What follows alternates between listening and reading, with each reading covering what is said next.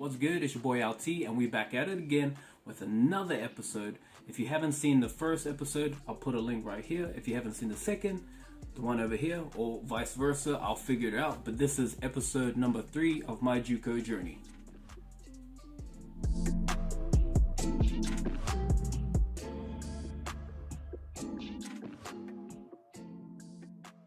So with that plan on just being there for 1 year, financially we only had the money to be there for 1 year. So I knew whatever opportunity I can get to get onto the football field, that's what I was going to take. So while I was at linebacker, I was pretty much plugged in to be the backup linebacker because we had, shout out to my boy Brian Luna. He was a beast, and so he was pretty much the starting Mike linebacker, and I was there as a second string.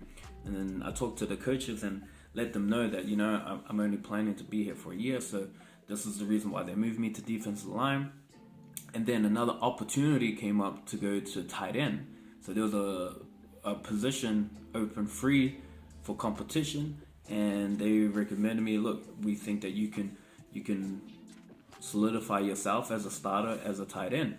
And I was like, I'm an athlete, I can do anything. So I moved to tight end 6 weeks before the season, and it was a big learning curve.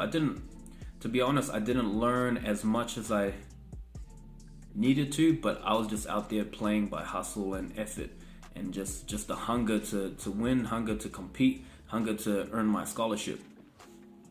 So here we are in a 1-bedroom apartment, 7 dudes. The season's about to start. We have our first game against Citrus College, and I'm excited.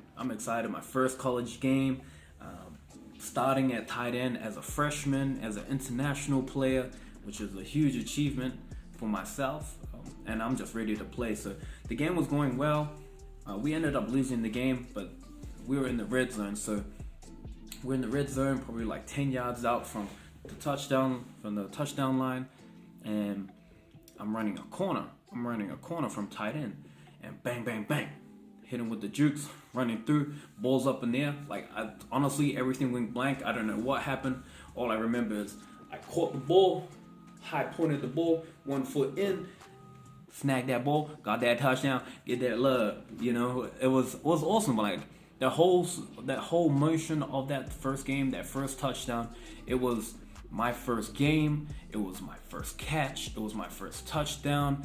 It was our team's first touchdown for the season. And in my mind, I was thinking to myself, man, that was easy. I'm going to get the ball more.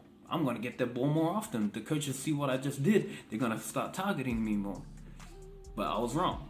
So I'm going to be real with you. So, the tight end position for me, I wasn't really a target at all.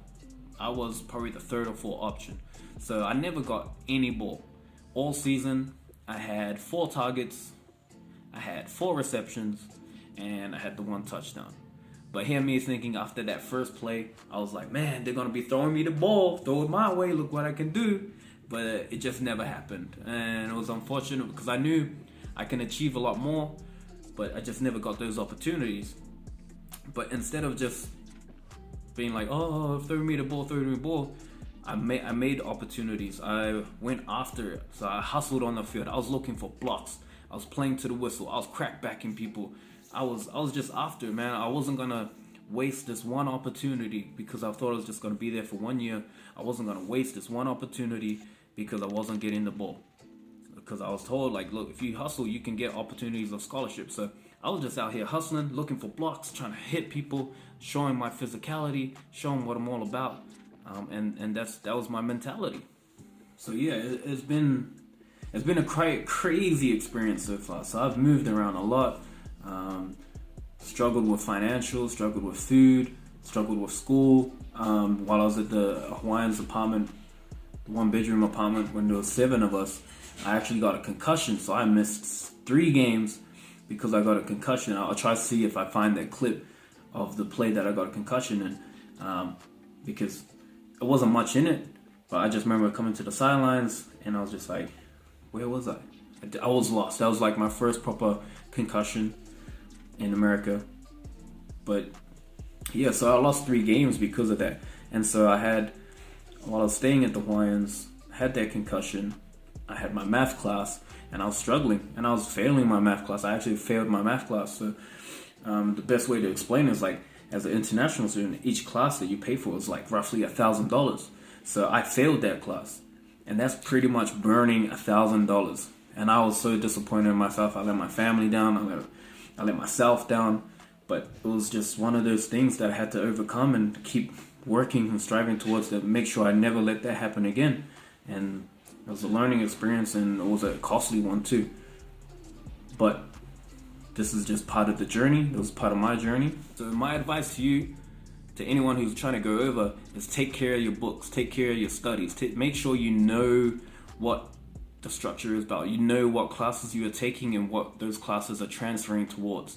Are you going to transfer to a state college or a private university college? So these are the things that you have to talk with your counselor, because that's important. For me, I didn't know any of this, and I was kind of ignorant to it as well, because I was just like, oh yeah, just in one ear, out the other.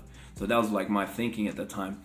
And then later down the track, I started to understand. I was like, oh, okay, I understand. I have to take this class and this class to get the associate's degree. I can't go anywhere else without getting an associate's degree. So that was a big learning curve for me, because here in Australia, you don't really need education to acquire a contract in sports, in rugby league specifically, but you don't really necessarily need schooling in sports. So everything that was going on, the biggest challenges that were in front of me were the financial side. Am I going to have enough money to pay for next semester? Am I going to have enough money to get me food? I'm only eating one meal a day. Where am I going to live next? So that whole time, and while I was at Pasadena, I moved like 5 times. So I was at the quarterbacks. I was at the place where the German kicked us out. I was at my friend Danny's house. I was at the Hawaiian's house, and then back at the studio apartment. So there was a lot of movement. There was a lot of things out of my control, but you just have to go with it. You just have to fight through the adversity, and it's made me a stronger person today, because I don't need much to survive, because I've survived with very little during these times. So at the end of the 2012 season, we won 1 game against Golden West. I didn't learn much. The coaching staff, half of the coaching staff that recruited me was leaving to Riverside. I had a cousin that was saying, man, you should just go play at Cerritos. They have a better program there. So I made the choice to transfer to Cerritos College. So I'm going to share that part of the journey on the next video. But I appreciate you guys for listening. I thank you. Just wanted to share my story, the struggles of junior college in California, especially as an out-of-state student athlete and an out-of-state international athlete.